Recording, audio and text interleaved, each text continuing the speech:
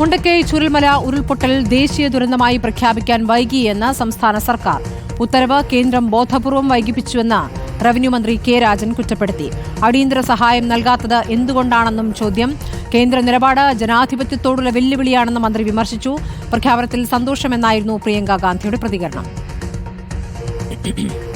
നമ്മൾ 28-ാം തീയതി വീണ്ടും കൊടുത്ത കത്തിന്റെ അടിസ്ഥാനത്തിൽ ഞങ്ങളിതാ സീവിയർ നേച്ചറായി പെടുത്തിയിട്ടുണ്ട് എന്ന് 5 മാസത്തിന് ശേഷം തുടർച്ചയായി കേരളം നടത്തിയിട്ടുള്ള ഒരു ആവശ്യം അംഗീകരിക്കാൻ ഉള്ള സ്ഥിതി ഉണ്ടായിരുന്നു. ഇതൊരു 2 മാസത്തിനുള്ളിലായിരുന്നെങ്കിൽ കുറച്ചുകൂടി ഗുണമുണ്ടായേനെ. യഥാർത്ഥത്തിൽ പാർലമെന്റിനോടുള്ള അവഹേളനമാണ്.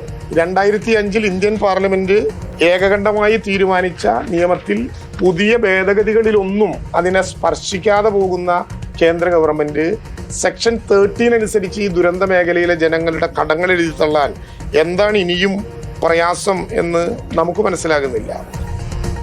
റോഷിപാലുണ്ട് വിവരങ്ങളുമായി. റോഷിപാൽ, കേന്ദ്രം വൈകി തീരുമാനത്തിലേക്ക് വരാൻ, അതിതീവ്ര ദുരന്തമായി പ്രഖ്യാപിക്കാൻ വൈകി എന്നാണ് സംസ്ഥാന സർക്കാർ പറയുന്നത്. നേരത്തെ തന്നെ റിപ്പോർട്ട് സമർപ്പിച്ചിട്ടും അതിന്മേൽ അടയിരിക്കുകയായിരുന്നു കേന്ദ്രം എന്നാണ് പറയുന്നത്. പക്ഷേ ഇപ്പോൾ ആ പ്രഖ്യാപനം വന്നു കഴിഞ്ഞിരിക്കുന്നു. പ്രിയങ്ക ഗാന്ധി അതിൽ സന്തോഷം പ്രകടിപ്പിക്കുകയും ചെയ്തിരിക്കുകയാണ്. സർക്കാർ ഈ ഘട്ടത്തിൽ ഇനി എന്താണ് ഇതിന്മേൽ എടുക്കുന്ന നിലപാട്? കേന്ദ്ര സഹായം ഇനി ഇതിന്റെ ഈ ഒരു പ്രഖ്യാപനത്തിന് ശേഷമുള്ള സഹായങ്ങൾ ഇനി വൈകില്ലല്ലോ.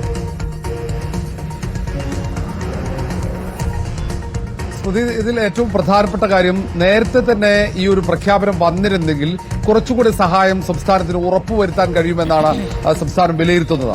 ഇത് ഏറെ വൈകിപ്പോയി. ഏതാണ്ട് 153 ദിവസം പിന്നിടുമ്പോഴാണ് കേന്ദ്ര സർക്കാർ ഈ വയനാട് ചൂരൽമല മുണ്ടക്കൈ ഉരുൾപൊട്ടൽ അത് അതിതീവ്ര ദുരന്തമാണെന്ന് പട്ടികയിലേക്ക് ഉൾപ്പെടുത്തുന്നത്. സംസ്ഥാനം പലവട്ടം ആവശ്യപ്പെട്ടു.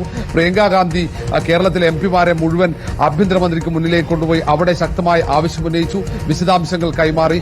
പാർലമെന്റിൽ കേരളത്തിലെ എംപിമാരൊക്കെ ശബ്ദമുയർത്തി. എന്നിട്ടൊന്നും കേന്ദ്ര സർക്കാർ നിലപാട് തിരുത്തിയില്ല. സംസ്ഥാനത്തിന്റെ ആവശ്യം അംഗീകരിച്ചില്ല. വലിയ വിമർശനത്തിന് വഴിയൊരുക്കുകയും വലിയ പ്രക്ഷോഭത്തിന് ഇത് കാരണമാകുകയും ചെയ്തിരുന്നു. എന്നിട്ട് ഏറ്റവും ഒടുവിൽ ഇപ്പോൾ ഇങ്ങനെ ഒരു തീരുമാനം കേന്ദ്രം പ്രഖ്യാപിക്കുമ്പോൾ അതിന്റെ ഒരു നേട്ടം, അതിന്റെ ഗുണം ഉണ്ടാകില്ല എന്നതാണ് ഇപ്പോൾ സംസ്ഥാന സർക്കാരിന്റെ വിലയിരുത്തൽ. കാരണം നേരത്തെ ആയിരുന്നെങ്കിൽ മറ്റ് സംസ്ഥാനങ്ങളിലെ എംപിമാർ അല്ലെങ്കിൽ മറ്റ് NGOകൾ, വിദേശത്തിൽ അടക്കമുള്ള NGOകൾ ഇത്തരം ദുരന്തങ്ങൾക്ക് വലിയ രീതിയിൽ കൈയച്ച് സഹായിക്കും. പക്ഷേ അത് കാലതാമസം വന്നതുകൊണ്ട് തന്നെ മറ്റ് ഇന്ത്യയിൽ തന്നെ പലയിടങ്ങളിലും ഇത്തരം ദുരന്തങ്ങൾ സംഭവിച്ചു. അതുകൊണ്ട് ആ സംഘടനകളിൽ നിന്നും പ്രതീക്ഷിച്ച രീതിയിലുള്ള ഒരു സഹായം നേടിയെടുക്കാൻ കഴിയുമോ എന്ന സംശയവും മന്ത്രി ഉന്നയിക്കുന്നുണ്ട്. അതുകൊണ്ട് തന്നെ ഇത് ആശ്വാസം മാത്രമാണ്. ഇതുകൊണ്ട് വലിയൊരു നേട്ടമൊന്നും ഈ പുനരധിവാസ പ്രവർത്തനത്തിൽ ഉണ്ടാകില്ല. ഇനി ഒരു തരത്തിലുള്ള സഹായം ലഭിച്ചില്ലെങ്കിലും പുനരധിവാസവുമായി മുന്നോട്ട് പോകും എന്ന നിലപാട് വീണ്ടും ആവർത്തിക്കുന്നുണ്ട്. ഏതായാലും കേന്ദ്രം തീരുമാനം വൈകിപ്പിച്ചുള്ള കടുത്ത അതൃപ്തി റവന്യൂ മന്ത്രി കെ രാജൻ പ്രകടിപ്പിക്കുന്നുണ്ട്. സംസ്ഥാനം നേരത്തെ മുഖ്യമന്ത്രി ഇന്നലെ അടക്കം പ്രഖ്യാപിച്ച കാര്യങ്ങൾ എന്തുകൊണ്ട് അത് നൽകുന്നില്ല എന്ന ചോദ്യവും ഉയർത്തിയിരുന്നു. അതിന് പിന്നാലെ രാത്രിയോടെയാണ് ഈ കത്തിന്റെ വിശദാംശങ്ങൾ പുറത്തുവരുന്നത്. ഏതായാലും ഇത് ആശ്വാസം എന്ന് മാത്രമേ പറയാൻ കഴിയുകയുള്ളൂ. ഇതുകൊണ്ട് വലിയ നേട്ടമുണ്ടാകില്ല എന്നൊരു വിലയിരുത്തൽ സംസ്ഥാന സർക്കാരിനുണ്ട്.